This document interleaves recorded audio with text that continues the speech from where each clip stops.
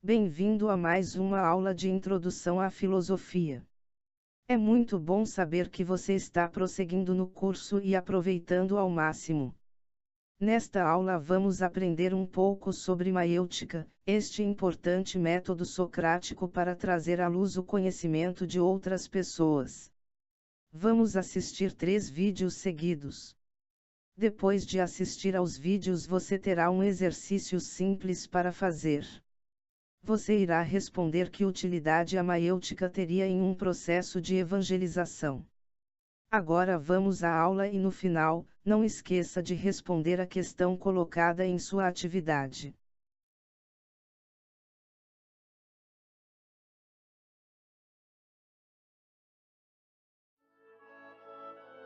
A maiêutica foi elaborada por Sócrates no século IV a.C.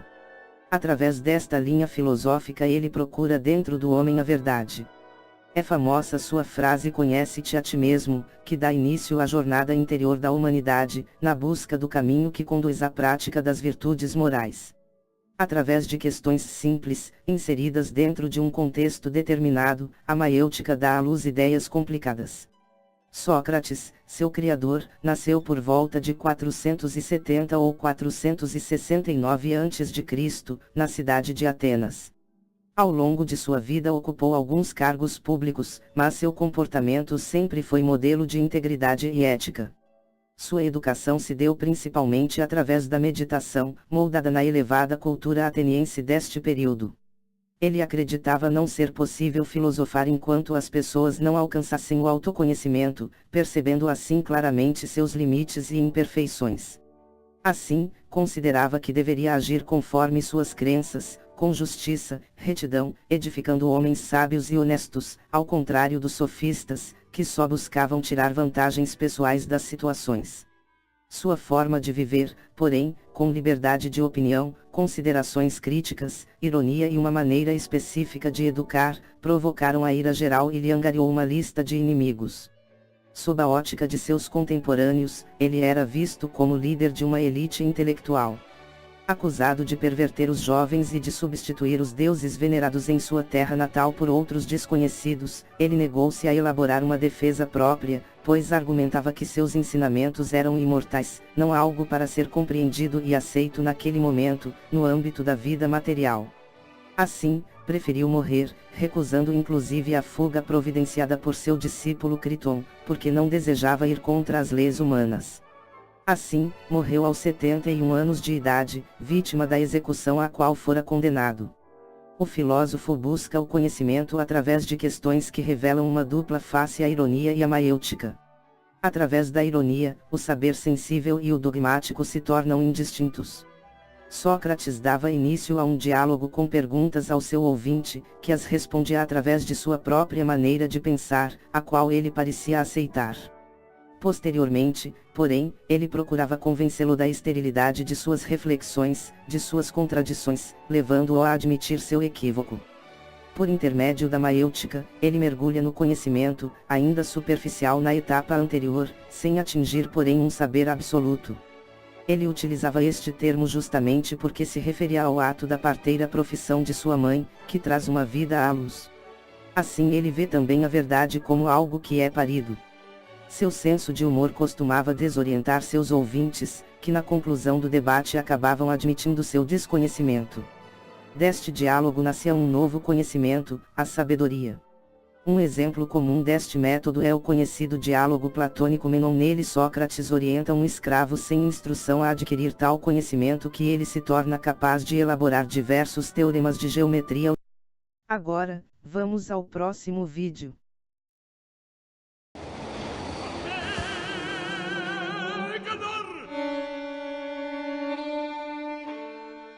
Primeiro nasceu o caos, depois também terra de amplo seio. Do caos nasceram Érebus e Noite Negra. Da noite nasceram Éter e Dia. Gerou-os a noite fecundada, unida a Érebus em amor. Terra primeiro pariu igual a si mesma o céu constelado, para cercá-la toda ao redor e ser, dos deuses venturosos, sede irresvalável sempre. Pariu altas montanhas, belos abrigos das deusas ninfas que moram nas montanhas frondosas. E pariu a infecunda planície impetuosa de ondas, o mar, sem o desejoso amor. Depois pariu do coito com o céu, oceano de fundos remoinhos, e coios, e crios, e hipérion, e jápeto, e Teia e Réia, e Temis e Memória, e Febe da áurea coroa, e Tétis amorosa.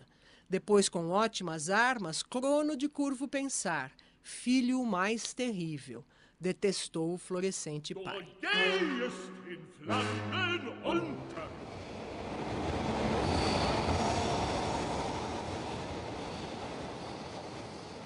Os antigos, eles procuravam tentar encontrar a atitude que estaria por trás da busca do conhecimento, né?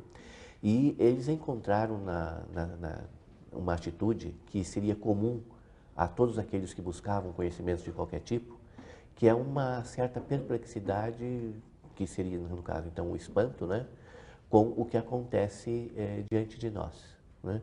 Ou seja, o espanto é um misto, né, de admiração e perplexidade.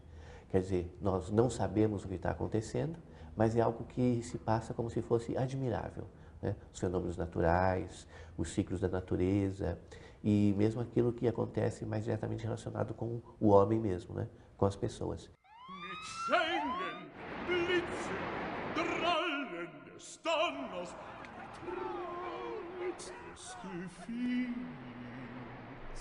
À medida que o conhecimento vai se consolidando, né, esse espanto então vai dando lugar à episteme, quer dizer, ao saber.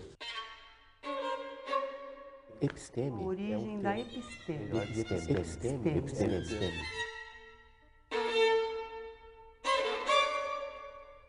Uma das razões pelas quais nós nos espantamos diante das coisas é o caráter incompreensível que elas têm a princípio, né? Então, nós dizemos que o espanto está no início da filosofia porque ele motiva uma tentativa de compreensão, né? Primeiro vem o espanto. Depois, na tentativa de superar o espanto e entender como é que aquilo que é objeto de espanto, na verdade, se organiza, né? Nós temos, então, essa atividade de pensar, né? Atividade racional, propriamente dita, que procura apreender aquilo que a princípio parecia simplesmente terrível e desconhecido.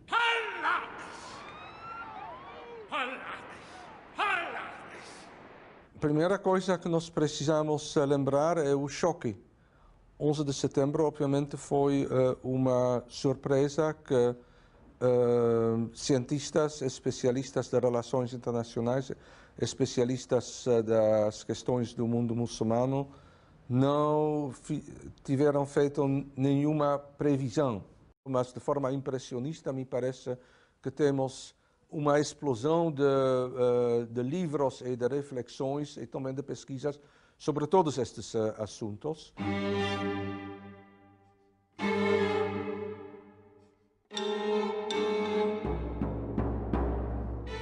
Sou pequena para alcançar o céu com as mãos.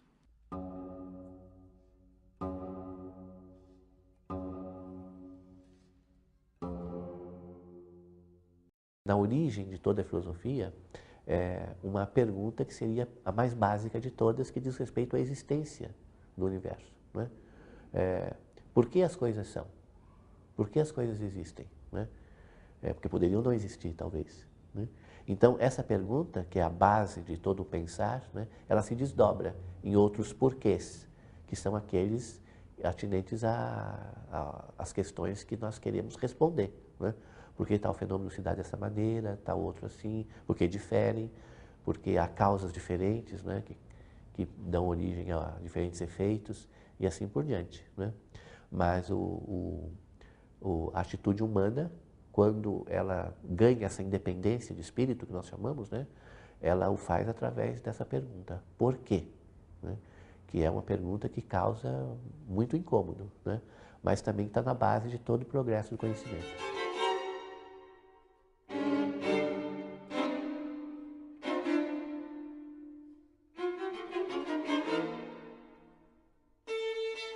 Para almas é morte tornar-se água, e para a água é morte tornar-se terra, e de terra nasce água, e de água, alma.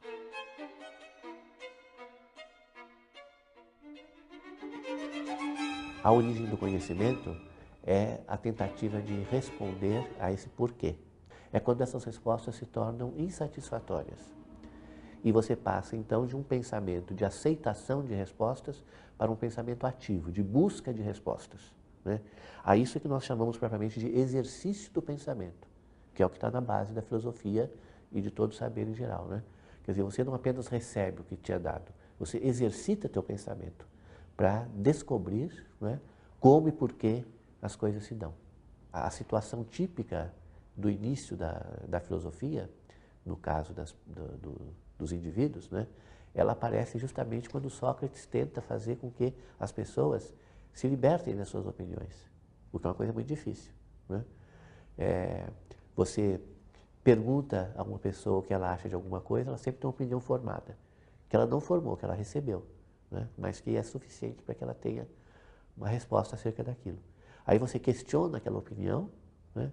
E a pessoa então se espanta daquilo não ser verdadeiro, né? E se coloca de novo numa situação em que ela tem que vir a saber, tem que vir a conhecer, né? Isso é a passagem da opinião à filosofia, da opinião, quer dizer, dos prejuízos, dos preconceitos, né, à filosofia. Toma coragem e responde as minhas perguntas. No teu modo de pensar, o que é conhecimento? A meu parecer, tudo o que se aprende com Teodoro é conhecimento. Geometria e as disciplinas que ele enumerou há pouco, como também a arte dos sapateiros e a dos demais artesãos. Todas elas, e cada uma em particular, nada mais são do que conhecimento. Quando te referes à arte do sapateiro, tens em mira apenas a arte de confeccionar sapatos, não é mesmo? Exato. E a marcenaria seria outra coisa, além do conhecimento da fabricação de móveis de madeira?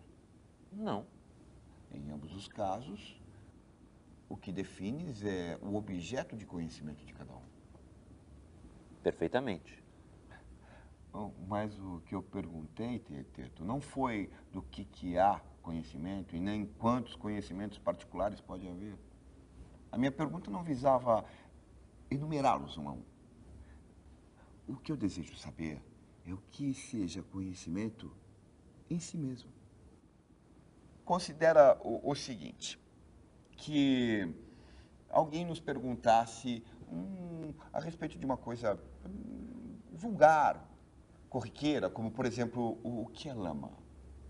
E respondêssemos que a lama dos oleiros, a lama dos fabricantes de fornos, a lama dos tijoleiros, nós estaríamos sendo ridículos. É provável.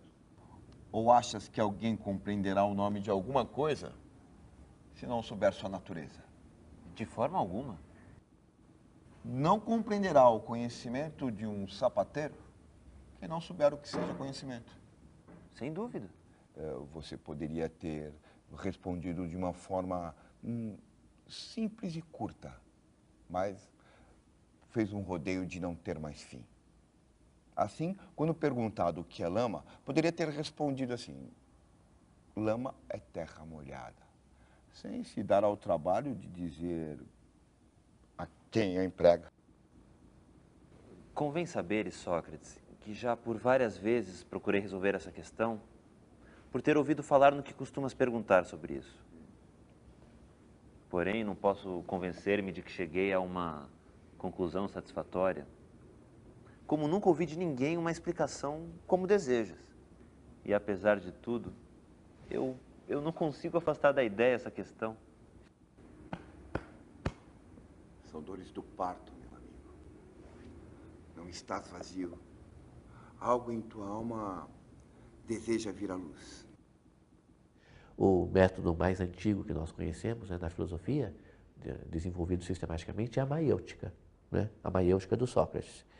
E consiste exatamente nisso, quer dizer, o indivíduo volta-se para a sua própria alma, né, e tenta tirar dela certos conteúdos que lá estão, como se fossem inatos, né?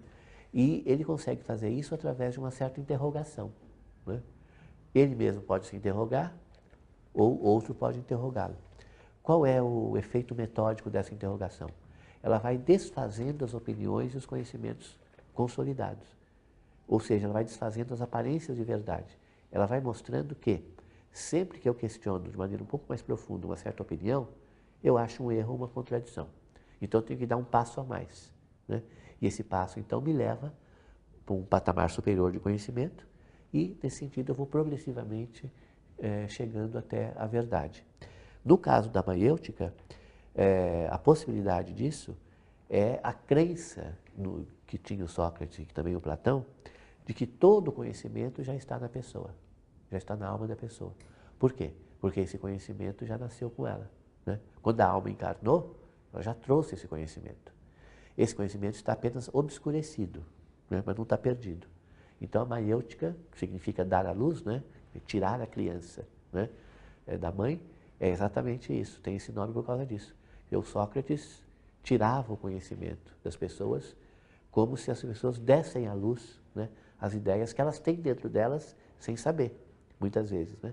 Porque está um tanto quanto obscurecido e esquecido, principalmente pelo obstáculo do corpo, né? A alma, para Platão e para o Sócrates, ela não se dá bem com o corpo, né? Tem uma relação difícil com o corpo. E uma dessas dificuldades é exatamente o corpo causar um certo obscurecimento das ideias do pensamento, né? Que é próprio da alma. Mas isso é superável pelo método, né?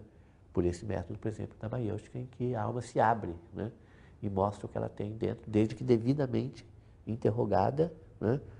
Então a importância de um procedimento metódico bem estabelecido.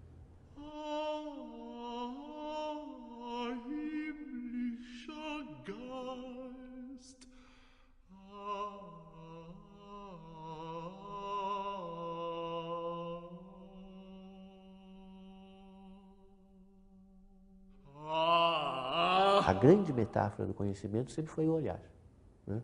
O conhecimento é um tipo de olhar, tanto material quanto espiritual.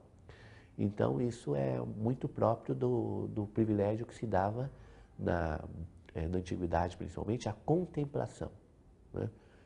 A verdade é atingida por contemplação. Se você tem um contato prático com o objeto, você tem dele uma visão restrita, o que eles chamavam de uma opinião, né? Para que você tenha realmente um conhecimento verdadeiro, você precisa superar esse contato restrito, ou essa proximidade, né? Quase que de toque com o objeto, né? Para justamente contemplá-lo, né? E essa distância contemplativa é que é essencial para chegar à verdade. Foi com efeito pela admiração que os homens, assim hoje como no começo, foram levados a filosofar, sendo primeiramente abalados pelas dificuldades mais óbvias e progredindo em seguida, pouco a pouco, até resolverem problemas maiores. Por exemplo, as mudanças da Lua, as do Sol e dos astros e a gênese do universo. Ora, quem duvida e se admira, julga ignorar. Por isso também, quem ama os mitos é de certa maneira filósofo, porque o mito resulta do maravilhoso. Pelo que, se foi para fugir à ignorância que filosofaram, claro está que procuraram a ciência para conhecer, e não em vista de qualquer utilidade. Quando o conhecimento, no início da era moderna, foi ganhando um significado mais prático, né? Mais experimental, como nós costumamos chamar a ciência que se faz hoje em dia, né? Então, essa contemplação, ela já perdeu um pouco do prestígio que ela tinha na antiguidade, né? E daí nós passamos do caráter contemplativo do conhecimento a um caráter de atividade prática, que os grandes filósofos e cientistas do início da modernidade chamavam de dominação da natureza, né? O que vai resultar na nossa tecnologia, né? Quer dizer, você conhece as coisas não para contemplá-las e ficar em êxtase diante delas, mas para dar a elas um sentido prático e fazer alguma coisa com elas, né? Portanto, conhecer é uma espécie de preparação para agir, né? E não simplesmente para contemplar. Isso é muito próprio de um mundo em que a ciência já tem uma continuidade tecnológica muito forte.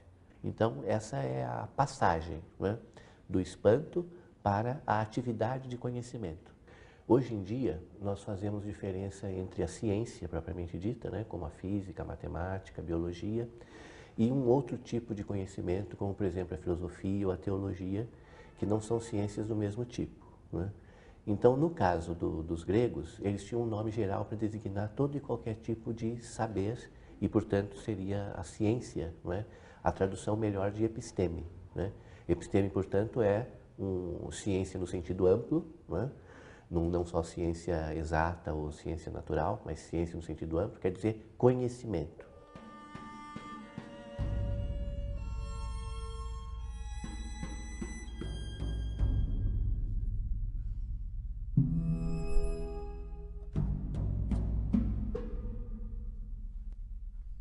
O espanto que a obra de arte causa em você deriva do fato de que o que está ali colocado, figurado na obra de arte, e que o artista colocou na obra, é algo que ele percebeu na sua condição singular de artista e que nós não perceberíamos. É muito comum, né, nós entendermos, por exemplo, que as pessoas diante de uma obra de arte, principalmente quando não é uma coisa muito tradicional, muito próxima do senso comum, né, elas sentem, às vezes, um espanto a tal grau que chega próximo até da hostilidade, da repugnância, né?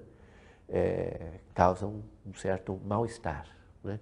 Mas esse mal-estar vem do caráter verdadeiro daquilo que está sendo posto diante de você, né? E que é tão novo, tão inesperado, né? Que te causa esse incômodo, né?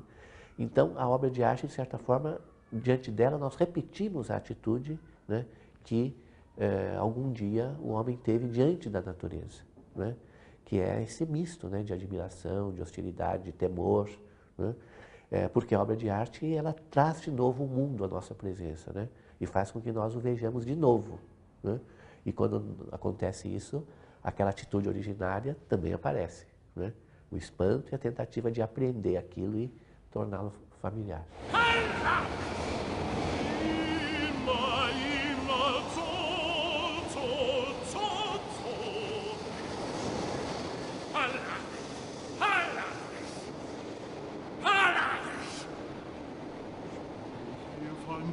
Dieser Zeit nur lallen, damit zeige, was sei, geerbet zu haben, gelernt von ihr Göttlichstes. Agora, vamos ao último vídeo. Qual é a natureza pedagógica do projeto socrático?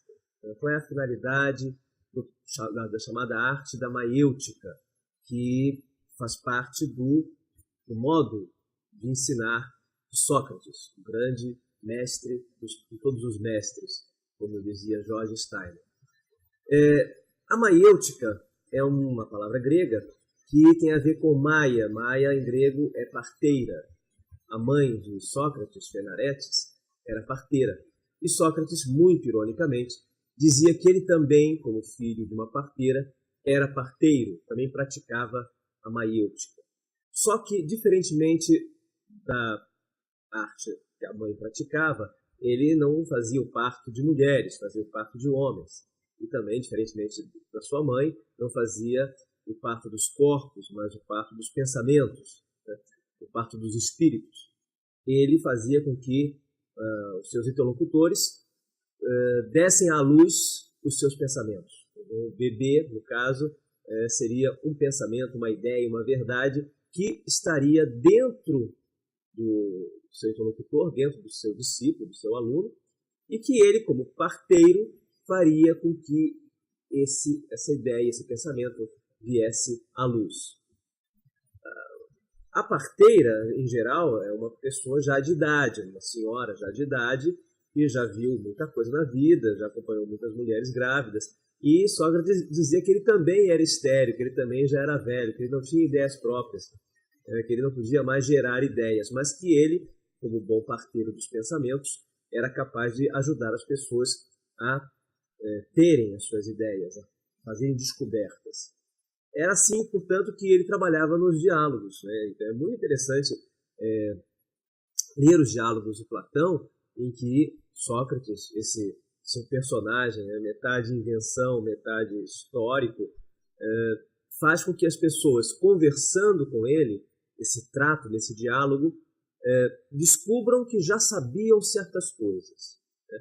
E nesse diálogo, muitas vezes, Sócrates atua como aquele ignorante, aquele que não sabe nada, aquela pessoa estéril, né, do ponto de vista filosófico, que, no entanto, tem a sabedoria das parteiras de ajudar a pessoa a ter as suas ideias, a ter os seus filhos, né, a ter seu próprio pensamento. Nesse processo maiêutico, profundamente pedagógico, que tem a ver com aquilo que nós já conversávamos aqui em outra ocasião, de como ensinar é deixar aprender, Sócrates permite que as pessoas descubram que não sabiam inicialmente, que pensavam que sabiam, e que, na verdade, tinham que descobrir que sabiam sim, mas uma outra coisa que ainda não, né, sabiam que sabiam. Esse processo pedagógico de Sócrates é acidentado, é um pouco doloroso, como o parto, porque muitas vezes a pessoa que conversa com Sócrates não sabe se ele está brincando, se ele está falando a sério, né? E, no entanto, é um método muito sério e muito útil. Não sei se nós hoje teríamos condições de praticá-lo, porque realmente requer, né, demanda uma sabedoria do professor, uma sabedoria docente, talvez nós não tenhamos. Mas algo disso sim nós poderíamos fazer, e fazemos, de certa maneira, espontaneamente, quando, por exemplo, queremos ensinar uma criança a não fazer certas coisas e fazemos algumas perguntas que ela vai respondendo e ela mesma vai deduzindo algo. Por exemplo, eu digo para uma criança, ou para um aluno, ou para qualquer pessoa, você gostaria que alguém chegasse na sua casa e quebrasse de propósito o seu brinquedo, quebrasse um copo da sua casa? A pessoa vai responder não. Você gostaria, por acaso, que alguém entrasse no seu carro e acelerasse demais e o carro fosse multado? Não.